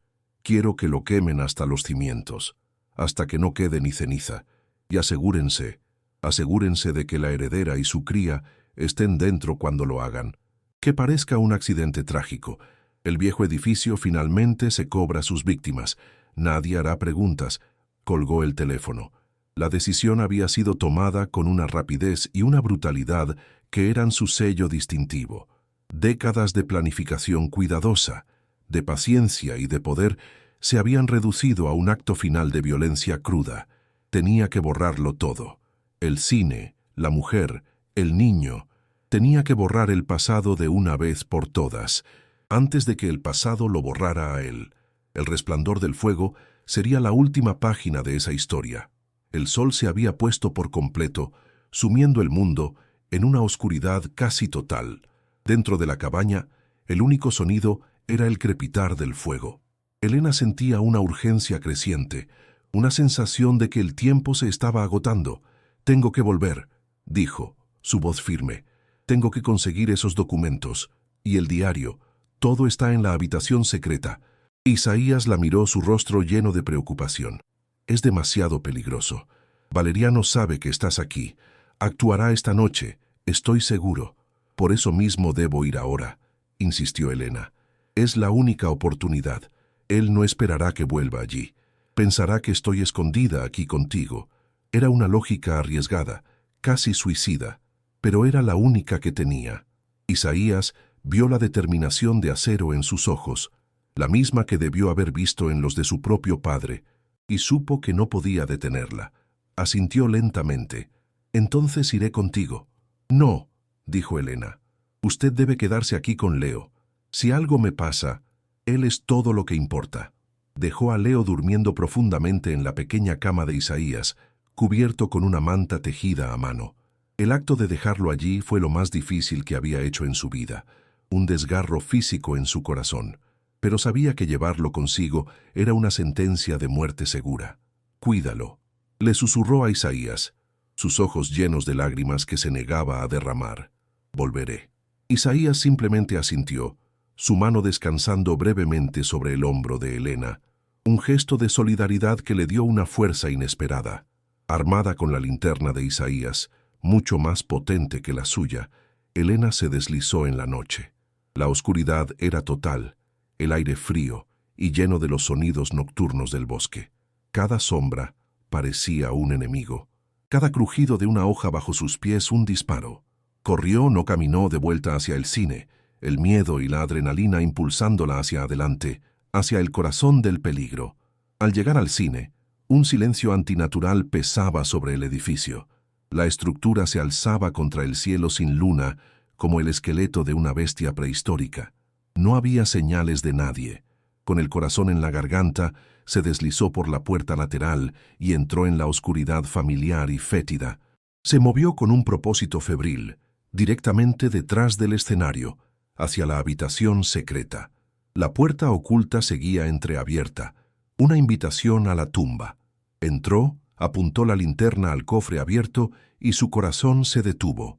Dentro del cofre, además de todo lo que había dejado, había una pequeña nota garabateada en un trozo de papel, debajo de la piedra suelta. Escenario, columna principal. Ahí era la letra de su tío abuelo. Isaías tenía razón. Arturo también sabía dónde estaban los documentos originales, probablemente su última esperanza desesperada. Elena salió corriendo de la habitación, sin molestarse en coger nada del cofre todavía. Fue directamente al escenario y buscó la columna principal que sostenía el proscenio. En su base, tal como Isaías había descrito, había una losa de piedra que parecía ligeramente diferente al resto del hormigón. Usando el extremo de una barra de metal que encontró entre los escombros, hizo palanca. La piedra se movió. Debajo, en un hueco forrado de plomo, había otro paquete envuelto en tela encerada. Con manos temblorosas, lo sacó. Dentro estaban los títulos de propiedad originales, su papel crujiente y la tinta de los sellos oficiales todavía visible. La prueba definitiva. Un sollozo de alivio y triunfo se le escapó. Lo tenía. Tenía todo lo que necesitaba. Volvió a la habitación secreta para coger el diario y las esmeraldas. El plan era simple, cogerlo todo y correr de vuelta a la cabaña de Isaías. Fue entonces cuando lo olió. Un olor químico, agudo y penetrante, que cortaba el hedor a moho. Era inconfundible. Gasolina. Su sangre se heló. El olor venía del auditorio principal. Se asomó desde detrás del escenario y vio dos siluetas oscuras moviéndose entre las butacas rotas. Llevaban grandes bidones y estaban rociando el líquido por todas partes, sobre los asientos de terciopelo podrido, sobre los escombros del suelo, a lo largo de las paredes. El sonido del líquido salpicando era un presagio de muerte. Entró en pánico. Estaban bloqueando la única salida que conocía. Estaba atrapada. El plan de Valeriano era claro. No solo iba a destruir las pruebas, iba a incinerarla a ella con ellas. El corazón le martilleaba en el pecho tan fuerte que temía que los hombres pudieran oírlo. Estaba en una trampa mortal y el tiempo se había acabado. Los hombres trabajaban con una eficiencia brutal y silenciosa. Podía oír sus susurros ahogados. «Asegúrate de empapar bien esa esquina», dijo uno. «El coronel lo quiere todo reducido a cenizas». Elena retrocedió hacia la habitación secreta, su mente corriendo a una velocidad vertiginosa, buscando una salida que no existía. Las paredes de hormigón del cine eran su prisión y pronto serían su horno. Se acurrucó en la esquina, temblando incontrolablemente, el olor a gasolina cada vez más fuerte, quemándole la nariz y los pulmones. Podía oír el clic metálico de un mechero. Una y otra vez. Estaban a punto de encender el fuego. El terror puro y absoluto la paralizó. Pensó en Leo, solo en la cabaña, y una oleada de fuerza primordial la invadió. No podía morir allí. No iba a dejar que su hijo se quedara huérfano por culpa de ese monstruo. Tenía que haber otra salida. Entonces, recordó, una frase en el diario de Arturo, una que había pasado por alto en su lectura febril. Estaba en una sección sobre la construcción del cine. Un detalle técnico que no le había parecido importante. El foso de la orquesta tiene problemas de humedad. Instalé un desagüe de sótano que lleva al viejo sistema de alcantarillado detrás del cine. Una pequeña escotilla oculta bajo una alfombra podrida, una salida. Una pequeña y olvidada salida de emergencia que su tío abuelo había anotado como un simple detalle de construcción. Era una posibilidad entre 1.000.000, una esperanza ridícula basada en un recuerdo fugaz. Pero era la única que tenía. Sin pensarlo 2 veces, cogió el diario, la bolsa de esmeraldas y el paquete con los títulos de propiedad. No podía llevar el pesado cofre. Tenía que abandonar el dinero. No importaba. La verdad era más valiosa. Mientras el primer rugido del fuego comenzaba a oírse desde el auditorio, un «ush» aterrador, seguido por el crepitar de la madera vieja, Elena corrió hacia el foso de la orquesta. El humo ya empezaba a filtrarse bajo la puerta del escenario, espeso y negro. Saltó a la oscuridad del foso, aterrizando con un golpe sordo sobre un montón de basura húmeda. El olor a descomposición era abrumador. Con su linterna, buscó frenéticamente en el suelo. Alfombras podridas, escombros, el esqueleto de un atril, y allí estaba. Una pequeña anilla de metal oxidado, casi completamente oculta. Tiró de ella con todas sus fuerzas. La escotilla de madera, hinchada por la humedad, se resistió. El rugido del fuego se hacía más fuerte. El calor empezaba a sentirse incluso allí abajo. Con un grito de esfuerzo y desesperación, tiró de nuevo, y la escotilla cedió, abriéndose con un chirrido de madera podrida. La abertura revelaba un túnel estrecho y oscuro, apenas lo suficientemente ancho para que una persona pudiera arrastrarse. Un olor nauseabundo a aguas estancadas y cieno subió del agujero, pero para Elena fue el olor de la libertad.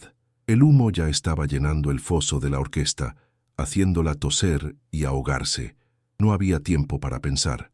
Se deslizó por el agujero, sus ropas enganchándose en los bordes astillados, y cayó en un charco de agua helada y sucia. El túnel era sofocante y claustrofóbico. Se arrastró hacia adelante en la oscuridad total, guiada solo por el débil haz de su linterna, el sonido del fuego rugiendo sobre ella ahora más distante. Se arrastró sobre escombros, barro y quién sabe qué más. Su único pensamiento era Leo. Cada metro era una agonía, un triunfo contra la tumba de fuego que Valeriano había preparado para ella. Finalmente, después de lo que pareció una eternidad arrastrándose en la oscuridad fétida, vio una débil rejilla de luz por delante. Era una alcantarilla que daba al bosque, al otro lado del cine. Empujó la rejilla oxidada, que cedió fácilmente. Salió al aire frío de la noche, jadeando, cubierta de suciedad y oliendo a alcantarilla y a humo. Se puso de pie, temblando, y miró hacia atrás. El Majestic estaba completamente envuelto en llamas. Un infierno furioso se elevaba hacia el cielo nocturno. Las llamas anaranjadas lamiendo la estructura, consumiendo 50 años de secretos, dolor y decadencia. El techo se derrumbó con un estruendo ensordecedor, enviando una lluvia de chispas hacia las estrellas. Era una pira funeraria, la destrucción de su herencia, pero también la destrucción de la fortaleza de Valeriano. No había sido un accidente, había sido un escape. Con el resplandor del fuego a su espalda iluminando su camino, Elena no se detuvo a mirar. Agarrando con fuerza el diario, las esmeraldas y los títulos de propiedad contra su pecho, corrió. Corrió a través del bosque, las ramas arañando su cara y sus brazos, sus pulmones ardiendo. No sentía el dolor, solo sentía el pulso de la adrenalina y la imagen del rostro dormido de Leo. Corrió hacia la pequeña luz lejana que era la ventana de la cabaña de Isaías, su único faro de esperanza en un mundo que acababa de intentar quemarla viva. El fuego había sido la acción de Valeriano, su intento de borrar el pasado, pero Elena había sobrevivido, y ahora llevaba el pasado consigo, no como una carga, sino como una espada afilada, lista para ser usada. La batalla no había terminado. Acababa de comenzar de verdad, y ella corría hacia su único aliado para planificar el contraataque. A lo lejos, en su hacienda, Valeriano observaba el resplandor anaranjado en el horizonte. Una sonrisa satisfecha se dibujó en su rostro. El problema estaba resuelto.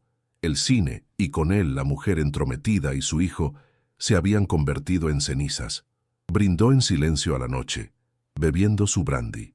No sabía que, en ese mismo momento, una figura cubierta de barro y hollín, con el corazón lleno de una furia helada, corría por el bosque, llevando consigo la prueba indestructible de su crimen. No había borrado el pasado, solo lo había desatado. Elena no era una víctima que huía para salvar su vida, era una superviviente que corría para reclamar justicia. El fuego no fue el final de la historia, sino la chispa que encendería una conflagración mucho mayor, una que consumiría el imperio de mentiras de Valeriano hasta los cimientos. Su arrogancia sería su perdición.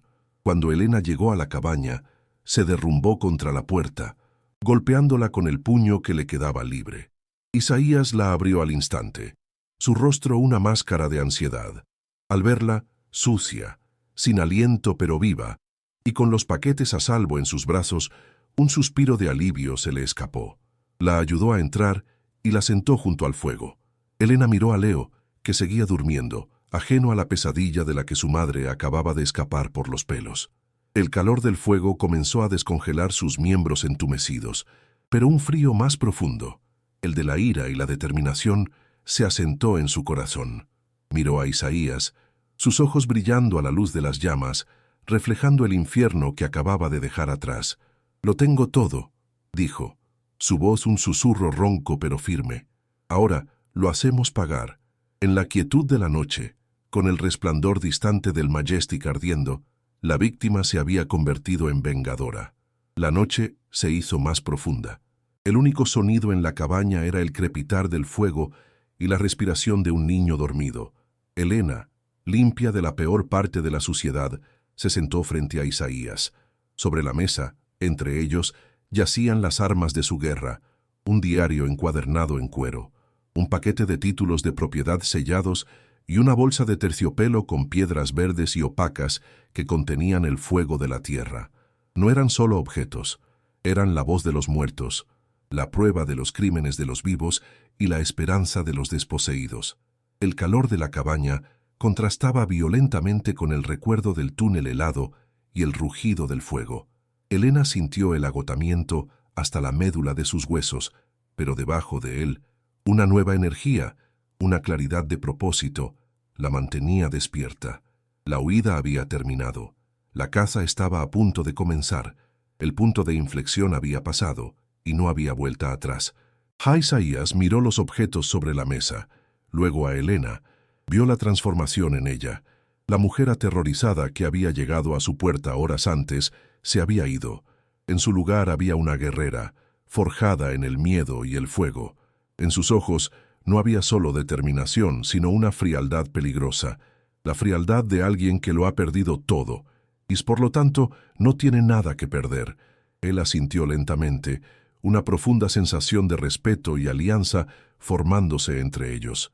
«Conozco a gente», dijo Isaías, su voz grave resonando en la quietud, «gente en la capital, abogados que luchan por los derechos de nuestra gente.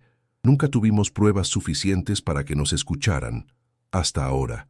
Tomó uno de los títulos de propiedad originales, su tacto reverente. «Esto no es solo papel, es la voz de mi padre, y tú, Elena, le has devuelto la voz. Mañana, al amanecer, haremos la llamada que cambiará todo». Elena miró por la pequeña ventana de la cabaña. El resplandor del fuego del Majestic había disminuido, reducido a un pulso rojo y moribundo en la distancia. El cine estaba muerto, reducido a cenizas y recuerdos. Pero de esas cenizas, algo nuevo había nacido, una alianza improbable entre la descendiente de un hombre culpable y el hijo de una víctima inocente. Unidos por un monstruo común y armados con la verdad, estaban a punto de enfrentarse a un poder que había reinado sin oposición durante medio siglo. La noche que casi la mata se había convertido en la noche de su renacimiento. Ya no era Elena, la costurera despedida y madre indigente. Era Elena, la guardiana de un secreto, la portadora de la justicia, y estaba lista para la guerra, la seguridad de su hijo y el futuro de toda una comunidad dependían de su coraje en las próximas horas. Al amanecer, el aire frío de la cabaña estaba cargado de una tensión eléctrica. Isaías, con una solemnidad que parecía abarcar generaciones, utilizó un viejo teléfono de disco conectado a una línea que crepitaba con estática, un fantasma de la comunicación en un mundo olvidado. Cada giro del disco era un sonido pesado y deliberado, una apuesta contra 50 años de silencio. Elena, sentada a la mesa, sostenía una taza de café caliente que no bebía, sus manos temblorosas absorbiendo el calor. El corazón le latía en la garganta, un ritmo frenético que contrastaba con la calma pétrea de Isaías. Escuchó su voz, grave y firme, hablar con una abogada de una organización de derechos indígenas en la capital. «Tenemos pruebas», dijo Isaías, su voz cortando la estática. «Pruebas irrefutables contra Valeriano. El diario de un testigo, los títulos de propiedad originales, el asesinato de mi padre». Hubo una pausa en la línea. Elena contuvo la respiración. La voz de la abogada, inicialmente profesional y distante, cambió. El escepticismo se disolvió, reemplazado por una intensidad helada. «No se muevan, no hablen con nadie, voy para allá». La llamada terminó y el clic del teléfono al colgar resonó en la cabaña como el primer martillazo en el ataúd de Valeriano. La abogada, Sofía, llegó al anochecer, conduciendo un coche discreto que parecía fuera de lugar en los caminos de tierra. Era joven, con una mirada aguda y una energía que parecía vibrar bajo su traje profesional. El contraste entre su apariencia pulcra y la rústica cabaña era absoluto. Sin preámbulos, se sentó a la mesa de madera, su maletín de cuero a un lado. Elena, sintiendo una oleada de fuerza que no sabía que poseía, dejó de ser la víctima temblorosa. Con manos firmes, dispuso las pruebas sobre la mesa, bajo la luz parpadeante de una lámpara de aceite. El diario de cuero, los títulos de propiedad originales, con sus sellos y firmas intactos, los documentos falsificados, y finalmente vació la bolsa de terciopelo. Las esmeraldas en bruto rodaron sobre la madera, opacas y terrosas, absorbiendo la luz. Sofía las examinó una por una. Sus ojos, inicialmente analíticos, se abrieron con asombro y luego se endurecieron con una furia fría. Escuchó el relato de Elena, desde el coche abandonado hasta la huida por el túnel, asintiendo en silencio, su ira profesional creciendo con cada palabra. Esto ya no era un caso, era una cruzada. «Esto no puede tocar a la policía local», declaró Sofía, su voz un filo cortante en la quietud de la cabaña. «Valeriano es dueño de cada insignia y cada juez en 300 kilómetros a la redonda. Si presentamos esto aquí, las pruebas desaparecerán y ustedes también». Trazó un plan rápido y audaz. «Iremos directamente a la capital, a la unidad de crimen organizado de la Policía Federal, y lo haremos en paralelo con la prensa nacional. Cuando la historia estalle, el sistema no tendrá más remedio que actuar. Será un escándalo tan grande que nadie se atreverá a encubrirlo». El riesgo era inmenso. Un movimiento en falso, una filtración, y Valeriano los aplastaría antes de que pudieran llegar. Elena sintió el miedo, un sabor metálico en la boca, pero la imagen de Leo durmiendo plácidamente a pocos metros de distancia lo anuló. Asintió. Sofía señaló las esmeraldas. «Esto es lo que lo conectará todo, el motivo y la prueba física».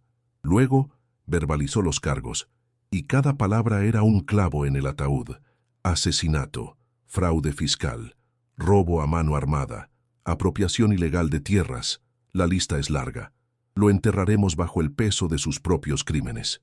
El viaje a la capital fue una operación clandestina envuelta en la oscuridad de la noche. Elena, Leo e Isaías viajaron en el asiento trasero del coche de Sofía, cubiertos por mantas como fugitivos. El zumbido constante del motor en la autopista era un sonido tranquilizador, una sinfonía de escape que los alejaba del alcance de Valeriano. Elena no durmió. Miraba las luces de la ciudad pasar como estrellas fugaces, sintiendo el peso del diario contra su pecho. Al llegar, no fueron a un hotel, sino directamente a un edificio gubernamental imponente y gris que olía a acero, cristal y poder. La esterilidad del lugar era un universo de distancia del olor a moho del Majestic. Fueron conducidos a la oficina de un fiscal federal, un hombre de rostro severo y ojos cansados que parecían haberlo visto todo. En silencio, Sofía y Elena presentaron las pruebas sobre su enorme escritorio de caoba. El fiscal examinó los documentos, leyó extractos del diario y sopesó una de las esmeraldas en su mano. Su expresión no cambió, pero después de un largo silencio, levantó el teléfono. «Preparen al equipo táctico», dijo con una voz tranquila y letal. «Tenemos una operación al amanecer». El amanecer rompió sobre la hacienda de Valeriano, no con el canto de los pájaros, sino con el sonido sordo y amenazante de las hélices de helicópteros federales que descendían del cielo gris. Un convoy de vehículos blindados negros irrumpió por la entrada principal, aplastando las puertas de hierro forjado como si fueran de papel. Valeriano, despertado por el estruendo, apareció en el balcón en su pijama de seda, su rostro una máscara de confusión y furia arrogante. Esperaba ver al sheriff local, listo para disculparse por el ruido. En su lugar, vio a docenas de agentes federales con equipo de asalto estableciendo un perímetro.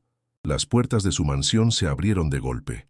Antes de que pudiera pronunciar una sola palabra, fue reducido en el suelo de mármol. «Se acabó, coronel», dijo el agente al mando, mientras le ponía las esposas. En ese instante, bajo el peso del acero frío en sus muñecas, Valeriano no era un patriarca intocable. Era solo un anciano asustado, su imperio de medio siglo derrumbándose en cuestión de segundos ante el poder de una verdad que se había negado a morir. La justicia había llegado, no como un susurro, sino como una tormenta. La noticia de la redada explotó como una bomba en el panorama nacional. La cara de Valeriano, despojada de su poder, estaba en todas las portadas. El relato del cine incendiado, la huida de Elena, el diario de Arturo y los títulos de propiedad robados se convirtieron en la saga de una nación. El arresto del coronel rompió el hechizo de miedo que había paralizado la región durante décadas. Lentamente, al principio, y luego en una avalancha, otras víctimas comenzaron a hablar. Familias cuyas tierras habían sido robadas, personas cuyos seres queridos habían desaparecido tras cruzarse en el camino de Valeriano. Su juicio fue un espectáculo mediático que expuso la podredumbre que se había enquistado en el corazón de la región. El veredicto fue rápido e implacable, culpable de todos los cargos. El sonido del martillo del juez al caer fue un trueno que resonó a través de 50 años de injusticia. La imagen final de Valeriano, un hombre roto y condenado a morir en prisión, fue la catarsis que Elena, Isaías y un sinnúmero de almas anónimas habían esperado durante toda una vida. El gigante había caído. La restitución fue tan pública como la caída. En una ceremonia celebrada en las mismas tierras que Valeriano había robado, el gobierno federal devolvió formalmente los títulos de propiedad a la comunidad de Isaías.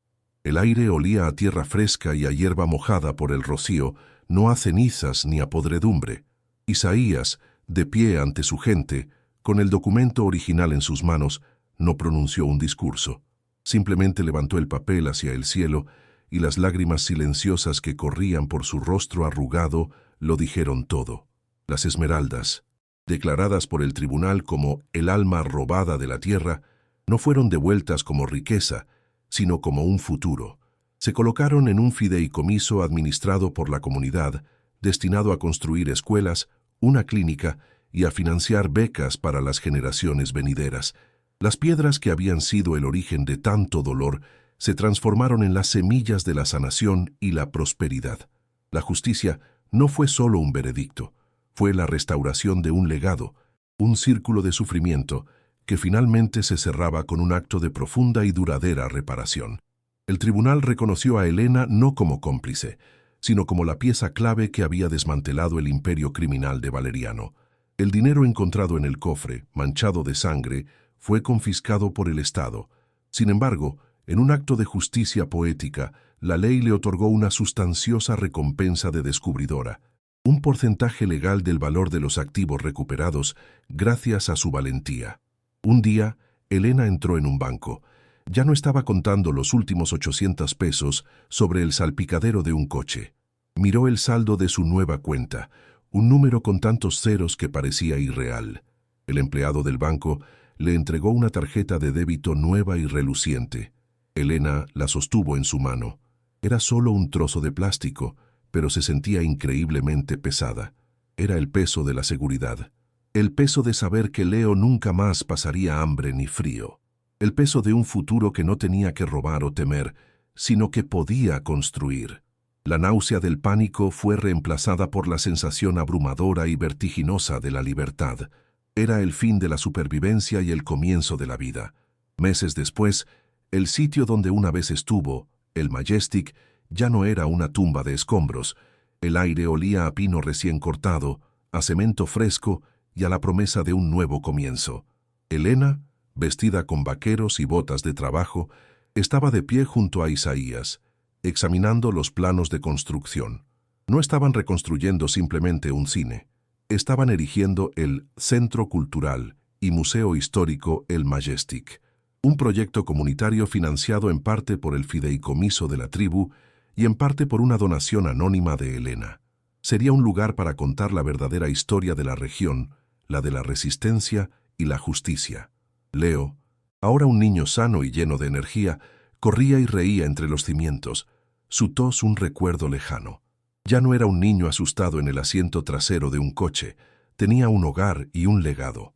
Elena lo observó y una sonrisa genuina, la primera en mucho tiempo, iluminó su rostro. Ya no huía de los fantasmas del pasado, estaba construyendo un monumento para honrarlos. La noche cae suavemente sobre un pequeño y acogedor hogar. Adentro, el olor a estofado caliente llena el aire. Elena sirve la cena en platos de cerámica colorida, colocando un plato humeante frente a Leo, quien devora su comida con el apetito de un niño feliz y sano.